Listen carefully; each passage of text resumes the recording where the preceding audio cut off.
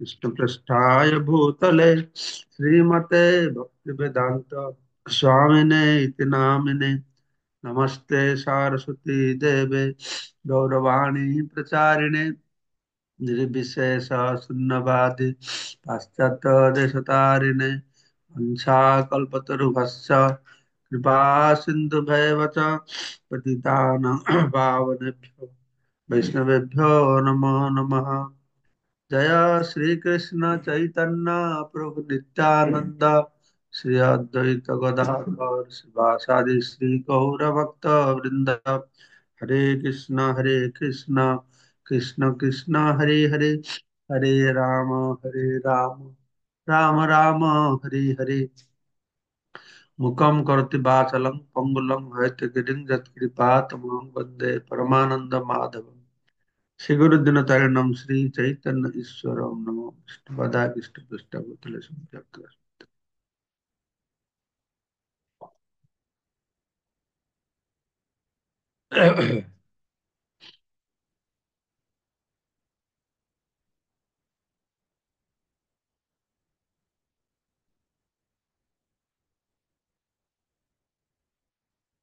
भगवद गीता केते नंबर श्लोक थिला महाबाबु प्रभु?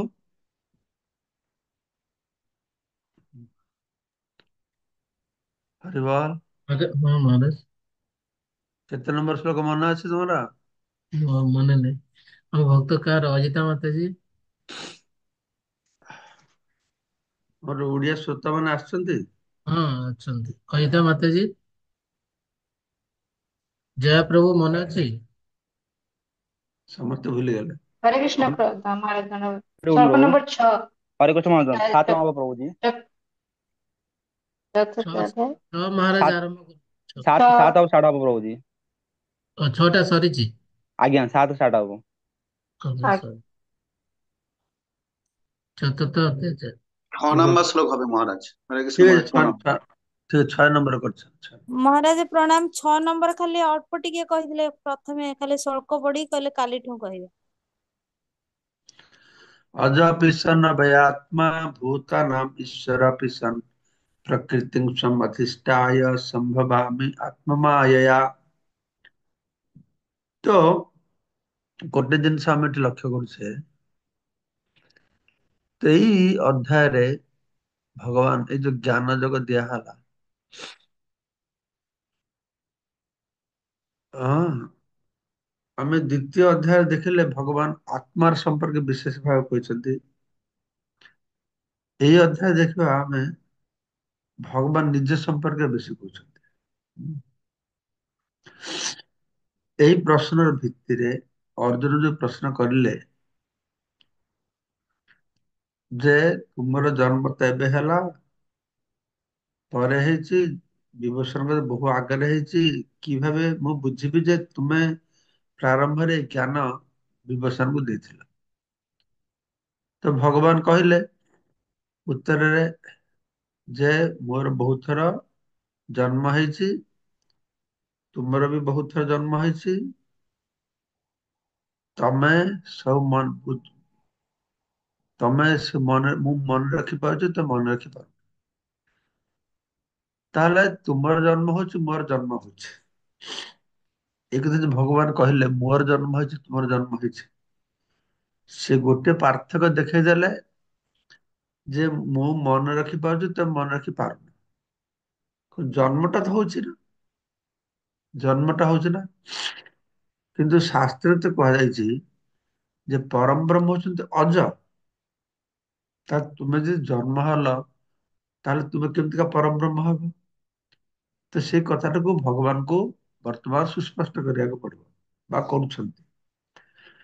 ପ୍ରଥମରେ ଅଜ ସମ୍ପର୍କ ଶବ୍ଦଟି ସମ୍ପର୍କ ମୁଁ କହିବାକୁ ଚାହୁଁଛି ଯେ ଯୋଉମାନେ ନିରାକାର ବ୍ରହ୍ମବାଦୀ ବା ଯୋଉମାନେ କୃଷ୍ଣ ରାମ ଏମାନଙ୍କୁ ନିରାକାରରୁ ସାକାର ରୂପ ଗ୍ରହଣ କରିଛନ୍ତି ବୋଲି କହୁଛନ୍ତି, ତ ତାଙ୍କର ମତ କେହି ମତ ପସନ୍ଦ କରିପାରେ ମୋଟାମୋଟି ଯେ ଏଠି ଅଜ କଥା କୁହାଯାଇଛି ଶ୍ରୁତି ଶାସ୍ତ୍ରରେ ପରମ ବ୍ରହ୍ମ ହଉଛନ୍ତି ଅଜ।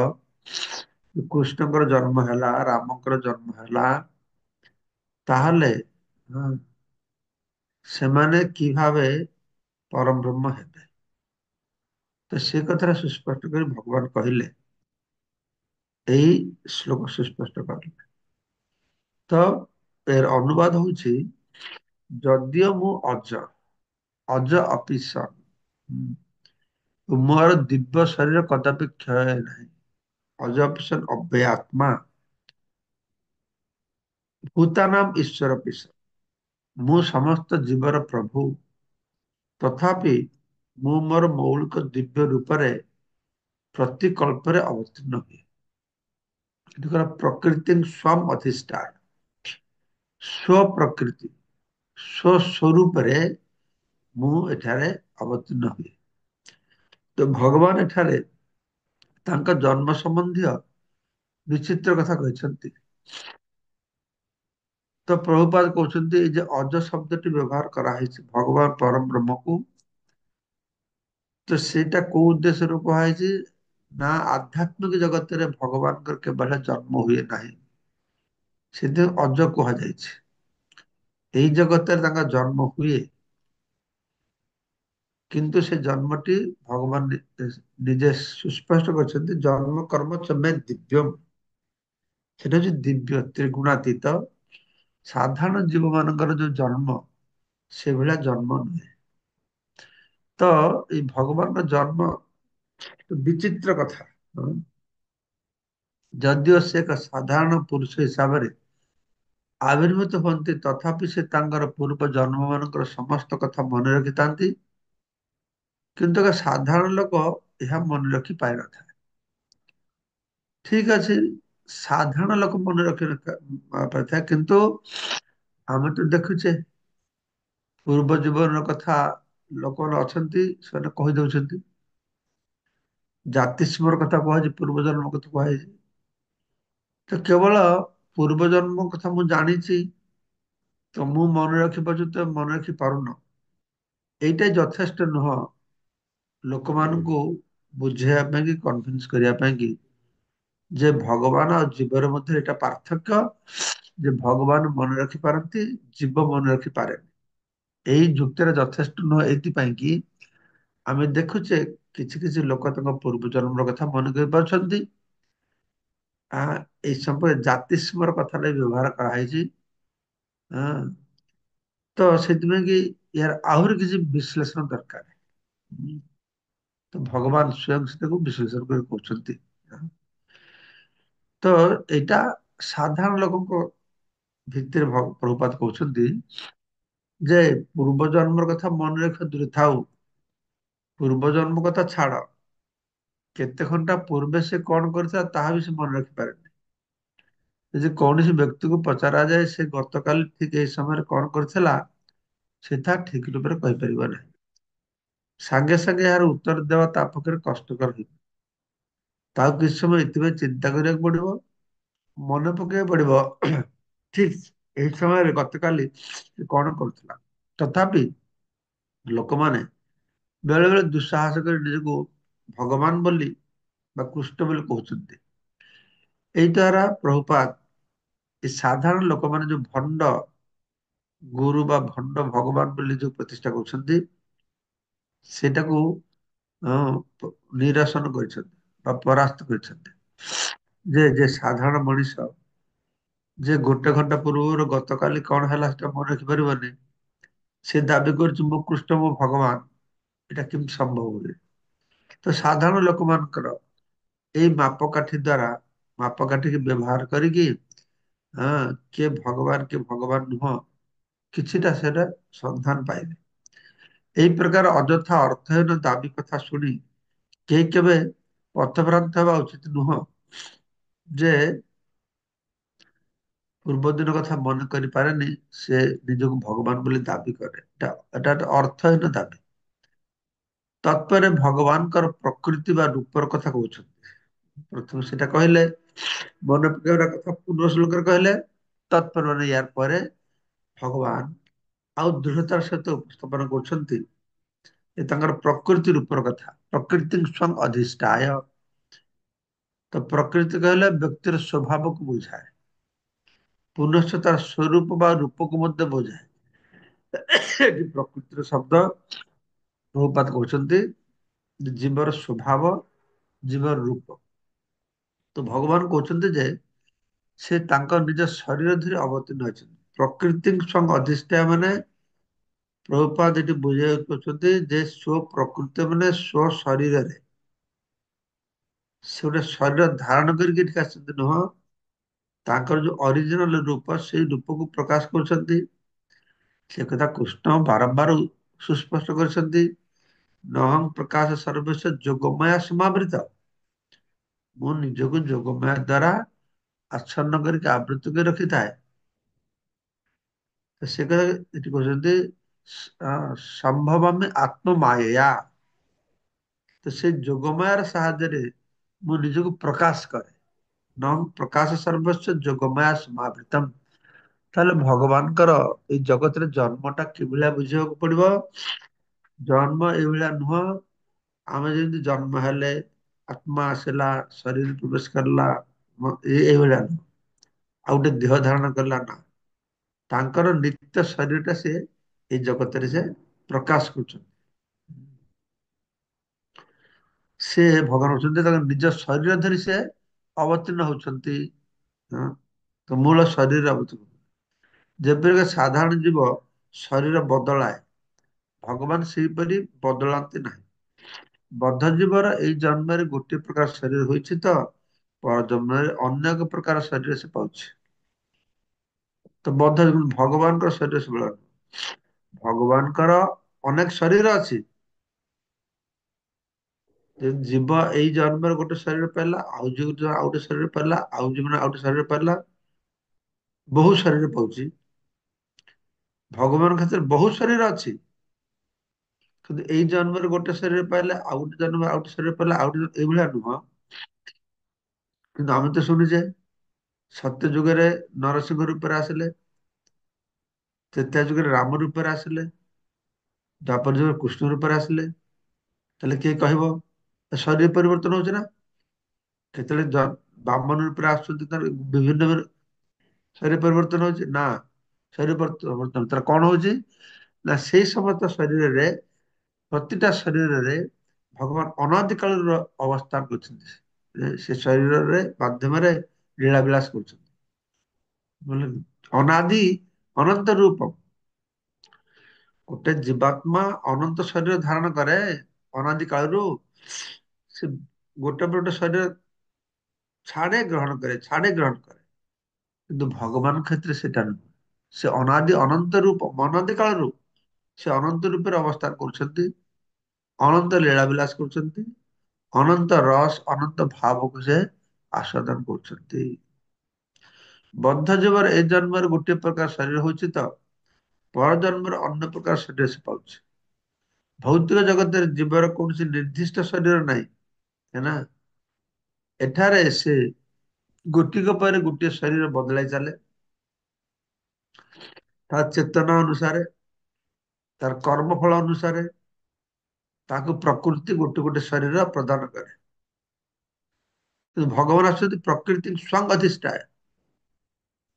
ସେ ସ୍ୱ ପ୍ରକୃତି ଦ୍ଵାରା, ହଁ, ଯୋଗମାୟା ଶକ୍ତି ଦ୍ଵାରା ସେ ନିଜକୁ ପ୍ରକାଶ କରୁଛନ୍ତି।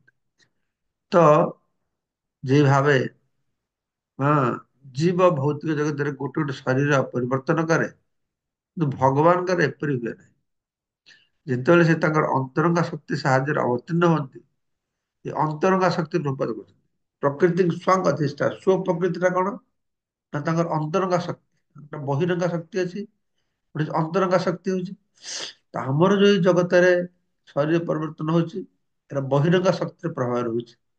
ଭଗବାନଙ୍କର ଯୋଉ ଅବତୀର୍ଣ୍ଣ ହଉଛନ୍ତି ସେଟା ହଉଛି ଅନ୍ତରଙ୍ଗା ଶକ୍ତି ବା ଯୋଗମାୟା ଶକ୍ତି। ସେତେବେଳେ ସେ ତାଙ୍କର ମୌଳିକ ଶରୀର ଧରି ଆସନ୍ତି। ଅନ୍ୟ କଥାରେ ଏହା ହିଁ କୁହାଯାଇପାରେ ଯେ କୃଷ୍ଣ ଏ ଭୌତିକ ଜଗତରେ ତାଙ୍କର ମୌଳିକ ଶାଶ୍ୱତ ଶରୀର ଧରି ଅବତୀର୍ଣ୍ଣ ହୁଅନ୍ତି।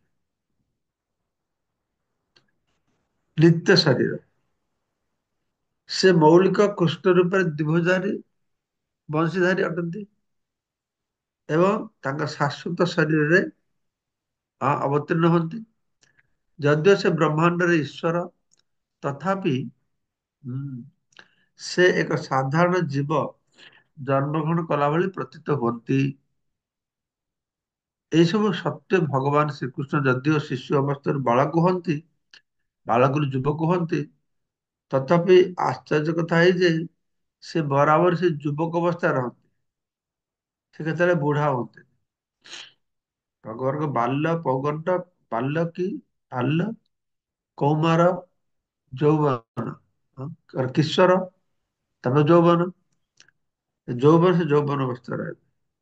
କୁରୁକ୍ଷେତ୍ର ଯୁଦ୍ଧ ସମୟରେ ଭଗବାନଙ୍କର କେତେ ସ୍ତ୍ରୀ, ନାତି, ଅଣନାତି, ପଣନାତି ହେଇଯାଇଥିଲେ।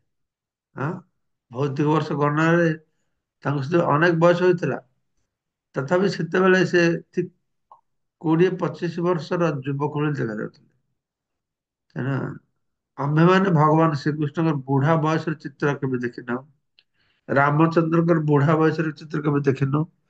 ରାମ ତ 18,000 ବର୍ଷ ଶାସନ କରିଥିଲେ, କିନ୍ତୁ ତାଙ୍କର ବୃଦ୍ଧ ବୟସ ଆମେ ଦେଖିନେ, କାରଣ ସେ ଆମମାନଙ୍କ ପରି ବୁଢା ହୁଅନ୍ତି ନାହିଁ।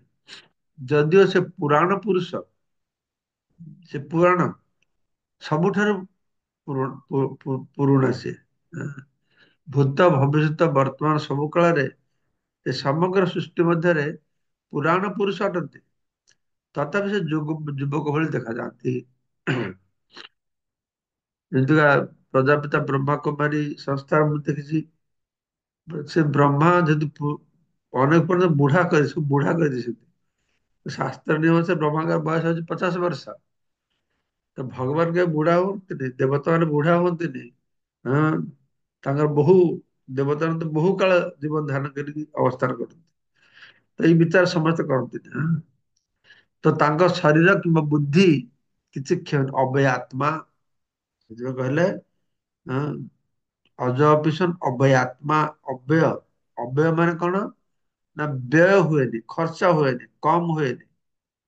ଅବ୍ୟୟ ଆତ୍ମା, ତାଙ୍କ ଶରୀର, ତାଙ୍କ ବୁଦ୍ଧି କ୍ଷୟ ହୁଏ ନାହିଁ ବା ପରିବର୍ତ୍ତିତ ହୁଏ ନାହିଁ। ତେଣୁ ଏଥିରୁ ସ୍ପଷ୍ଟ ସୂଚିତ ହେଉଛି ଯେ ସେ ଏକ ଭୌତିକ ଜଗତରେ ଅବତୀର୍ଣ୍ଣ ହେଲେ ସୁଦ୍ଧା ସେ ଅଜ, ସେ ସେହିପରି ସଚିତ ଆନନ୍ଦମୟ ବିଗ୍ରହ ଏବଂ ଅପରିବର୍ତ୍ତନୀୟ ଦିବ୍ୟ ଶରୀର ଓ ବୁଦ୍ଧିଧାରୀ ପୁରୁଷ। ବାସ୍ତବରେ ତାଙ୍କର ଆବିର୍ଭାବ ଓ ତିରୋଭାବ ଠିକ ସୂର୍ଯ୍ୟଙ୍କର ଉଦୟ ଅସ୍ତ ବେଳେ। ଆଉ ଗୋଟେ ଦୃଷ୍ଟାନ୍ତ ଦେଖି ପ୍ରପାତ ବୁଝାଉଛନ୍ତି ଭଗବାନଙ୍କର ଆବିର୍ଭାବ ବର୍ଗରେ। ସୂର୍ଯ୍ୟ ଯେପରି ଉଦୟ ହୁଅନ୍ତି ଆମମାନଙ୍କର ସମକ୍ଷରେ ଗତି କରନ୍ତି, ତତ୍ପରେ ଆମର ଦୃଷ୍ଟିର ଅନ୍ତରାଳକୁ ଚାଲିଯାଆନ୍ତି। ସେତେବେଳେ ଆମେ ଭାବୁ ଯେ ସୂର୍ଯ୍ୟ ଅସ୍ତ ହେଇଗଲେ। ଯେତେବେଳେ ସୂର୍ଯ୍ୟ ଆମ ଦୃଷ୍ଟି ସମକ୍ଷକୁ ଆସନ୍ତି, ସେତେବେଳେ ଚକ୍ରବାଳରେ ଅଛନ୍ତି ବୋଲି ଆମେ ଭାବୁ। ବାସ୍ତବରେ ସୂର୍ଯ୍ୟ ସବୁବେଳେ ଅଛନ୍ତି, ସର୍ବଦା ତାଙ୍କ ସ୍ଥାନରେ ସେ ଅଛନ୍ତି। କିନ୍ତୁ ଆମର ଦୋଷଯୁକ୍ତ ଅପୂର୍ଣ୍ଣ ଇନ୍ଦ୍ରିୟ ଯୋଗୁଁ ଆମେ ଆକାଶରେ ସୂର୍ଯ୍ୟଙ୍କର ଆବିର୍ଭାବ, ତିରୋଭାବ କଥା ଗଣନା କରୁ। ସକାଳେ ସୂର୍ଯ୍ୟ ପୂର୍ବ ଦିଗନ୍ତରେ ଉଦୟ ହୁଅନ୍ତି, ତାପରେ ସୂର୍ଯ୍ୟ ଜନ୍ମ ହେଲେ ତା ନୁହଁ। ରାତିରେ ଅସ୍ତ ହେଲେ ସୂର୍ଯ୍ୟ ମରିଗଲେ ତା ନୁହଁ। ସୂର୍ଯ୍ୟ ତ ଆମେ ଦେଖିପାରୁନେ, କିନ୍ତୁ ଅନ୍ୟ ଆମେରିକାର ଲୋକମାନେ ସୂର୍ଯ୍ୟକୁ ଦେଖୁଛନ୍ତି, ପୃଥିବୀର ଅନ୍ୟ ଗୋଲାର୍ଦ୍ଧର ଲୋକମାନେ। ଯେହେତୁ ଭଗବାନଙ୍କର ଆବିର୍ଭାବ ତିରୋଭାବ ଏକ ସାଧାରଣ ଜୀବର ଆବିର୍ଭାବ ଓ ତିରୋଭାବ ଠାରୁ ସମ୍ପୂର୍ଣ୍ଣ ଭିନ୍ନ, ଏହା ସୁସ୍ପଷ୍ଟ ଯେ ସେ ତାଙ୍କର ଅନ୍ତରଙ୍ଗା ଶକ୍ତିର ଶାଶ୍ୱତ ରୂପେ ଆନନ୍ଦମୟ ଓ ଜ୍ଞାନମୟ ଅଟନ୍ତି ଏବଂ ସେ କେବଳ ଭୂତ ପ୍ରକୃତି ଦ୍ୱାରା ବିଶୁଦ୍ଧ ହୁଅନ୍ତି ନାହିଁ। ତାଙ୍କର ଶିଶୁ ଅବସ୍ଥା, କର୍ମ ଅବସ୍ଥା, ବିଭିନ୍ନ ଅବସ୍ଥା ରହିଛି, ବିଭିନ୍ନ ରୂପରେ ସେ ରହିଛନ୍ତି। ବେଦରେ ମଧ୍ୟ ଏକଥା ସ୍ୱୀକାର କରାଯାଇଛି ଯେ ପରମ ପୁରୁଷ ଭଗବାନ ଅଜ ଅଟନ୍ତି, ତଥାପି ସେ ଅନନ୍ତ ରୂପରେ ଜନ୍ମଗ୍ରହଣ କଲା ଭଳି ପ୍ରତୀତ ହୁଅନ୍ତି। ଜନ୍ମ ତ ହୁଏନି, ପ୍ରତୀତ ହୁଏ। ବୈଦିକ ସାହିତ୍ୟ ଗୁଡିକ ମଧ୍ୟ ଏହା କହନ୍ତି ଯେ ଯଦିଓ ଭଗବାନ ଜନ୍ମଗ୍ରହଣ କଲା ବୋଲି ପ୍ରତୀତ ହୁଅନ୍ତି, ତଥାପି ତାଙ୍କର ଶରୀର ପରିବର୍ତ୍ତନ ହୁଏ ନାହିଁ। ଭାଗବତରେ ବର୍ଣ୍ଣନା ଅଛି ଯେ ସେ ତାଙ୍କ ମାତାଙ୍କ ସମ୍ମୁଖରେ ଚତୁର୍ଭୁଜଧାରୀ ଷଡ଼ ଐଶ୍ୱର୍ଯ୍ୟପୂର୍ଣ୍ଣ ନାରାୟଣ ରୂପରେ ଆବିର୍ଭୂତ ହେଲେ। ଏ ଭଗବାନଙ୍କର ଏଇ ଆବିର୍ଭାବ ସମ୍ପର୍କରେ ଆମର ଆଚାର୍ଯ୍ୟ ମାନେ ବିଭିନ୍ନ କଥା ସେମାନେ କହୁଛନ୍ତି ଯେ କିଭଳିଆ ସେ ପ୍ରକଟ ହେଲେ ହୃଦୟରୁ ପ୍ରକଟ ହେଲେ। ସେ ଚତୁର୍ଭୁଜ ରୂପରେ କୁଣ୍ଡଳ ଧାରଣ କରିଛନ୍ତି, ବୈଜୟନ୍ତୀ ମାଳା ପରିଧାନ କରିଛନ୍ତି, ପୀତ ବସ୍ତ୍ର ପରିଧାନ କରିଛନ୍ତି। ସେ ଅବସ୍ଥାରେ ସେ କିଭଳିଆ ନିଜକୁ ପ୍ରକାଶ କଲେ। ବିଶ୍ୱକୋଷ ଅଭିଧାନ ଅନୁଯାୟୀ ତାଙ୍କର ମୌଳିକ ଶାଶ୍ୱତ ରୂପରେ ଆବିର୍ଭାବ ତାଙ୍କର ଅହେତୁକ କୃପା ଅଟେ। ତାଙ୍କର ସମସ୍ତ ପୂର୍ବ ଆବିର୍ଭାବ ଓ ତିରୋଭାବ କଥା ସେ ମନେ ରଖିଥାନ୍ତି। କିନ୍ତୁ ଏକ ସାଧାରଣ ଜୀବ ଏକ ଶରୀର ତ୍ୟାଗ କରି ଅନ୍ୟ ଶରୀର ଧାରଣ କଲା କ୍ଷଣି ସେ ତାର ପୂର୍ବଜନ୍ମ କଥା ସମସ୍ତ ଭୁଲିଯାଏ। ଭଗବାନ ସମସ୍ତ ଜୀବଙ୍କର ପ୍ରଭୁ। ସେ ଧରାଧାମରେ ପ୍ରକଟିତ ହୋଇଥିବା ସମୟରେ ନାନା ପ୍ରକାର ଅସାଧାରଣ ଅତିମାନବ ଲୀଳା ପ୍ରକାଶ କରନ୍ତି। କିନ୍ତୁ ଭଗବାନ ସର୍ବଦା ସେ ଅଦ୍ୱୟ ଜ୍ଞାନ ଅଟନ୍ତି। ଅଦ୍ୱୟ ଜ୍ଞାନ, ସେ ଅଦ୍ୱୟ, ଦୁଇଟା ହୁଏନି। ନିରନ୍ତର ସେ ନିରବଚ୍ଛିନ୍ନ ଭାବେ ଏକ ହେଇକି ରହନ୍ତି। ତାଙ୍କର ରୂପ ଆତ୍ମା ମଧ୍ୟରେ କୌଣସି ତଫାତ ନଥାଏ, ଯେ କଥା ଆମେ ଆଗରୁ ବହୁବାର ଆଲୋଚନା କରିଛେ। ଆମ ଜଡ ଶରୀର ଭିତରେ ଚିନ୍ମୟ ଆତ୍ମା ରହିଛି, କିନ୍ତୁ ଆଉ ଗୋଟେ ପରମାତ୍ମା ରହିଛି। କୃଷ୍ଣଙ୍କ ଶରୀରରେ ଏ ଦେହ ଆଉ ଗୋଟେ ଆତ୍ମା ପରମାତ୍ମା ଏ କିଛି ନାହିଁ। ସମ୍ପୂର୍ଣ୍ଣ ତାଙ୍କ ଦେହଟା ହଉଛି ସଚିତ ଆନନ୍ଦ। ତାଙ୍କର ରୂପ ଆତ୍ମା ଏକ ଓ ଅଭିନ୍ନ। ପୁନଃ ତାଙ୍କର ଗୁଣ ଓ ଶରୀର ମଧ୍ୟରେ କୌଣସି ପାର୍ଥକ୍ୟ ନଥାଏ। ବର୍ତ୍ତମାନ ଏ ପ୍ରଶ୍ନ ଉଠିପାରେ, ଭଗବାନ ଏଇ ଧରାଧାମରେ କାହିଁକି ଆବିର୍ଭୂତ ହୁଅନ୍ତି ଓ ପୁଣି ତିରୋହିତ ହୁଅନ୍ତି? ଏହା ପରବର୍ତ୍ତୀ ଶ୍ଲୋକରେ କୁହାଯାଇଛି। ଆମେ ଆଗାମୀ କାଲି ଶ୍ରବଣ କରିବା 7 ନମ୍ବର ଶ୍ଲୋକ। ଯଦା ଯଦା ହି ଧର୍ମସ୍ୟ ଗ୍ଲାନିର୍ଭବତି ଭାରତ ଅଭ୍ୟୁତ୍ଥାନମ୍ ଅଧର୍ମସ୍ୟ ତଦାତ୍ମାନଂ ସୃଜାମ୍ୟହମ୍। ଏଥିରେ ଆମେ ভগবত গীতা শ্রবণ করলে। তো এখন আমরা বর্তমান আমার বঙ্গলা ভাষাରେ চৈতন্য চরিতাମୃତ ପାଠ ହବ। ତ ବ୍ୟାପାର ହଉଛି ଆମେ ଏତେ ଦିନ ଧରି ସକାଳେ ଚୈତন্য ଚରିତାମୃତ ବଙ୍ଗଳା ଭାଷାରେ ହଉଥିଲା, ଆଉ ଉପରଓଳି ଆମର ହଉଥିଲା ଆମେ ଓଡିଆ ଭାଷାରେ ଗୀତା ଶ୍ରବଣ କରୁଥିଲେ। ତ ଯେହେତୁ ଉପରଓଳି ବହୁତ ଥର ବାଦ ପଡିଯାଉଛି, କେତେବେଳେ ତ ମିଟିଂ ଅଛି, କେତେବେଳେ ট্রাভেলিং করছি, সকালটা আমি তো স্থির করলি, সেই জন্য আমাদের বাংলায় যে জপ হতো, এনে জপে তো আমি যোগদান করতে পারতাম না। জবটা আপনারা নিজের মতন করবেন। আর 6টার সময় থেকে না 6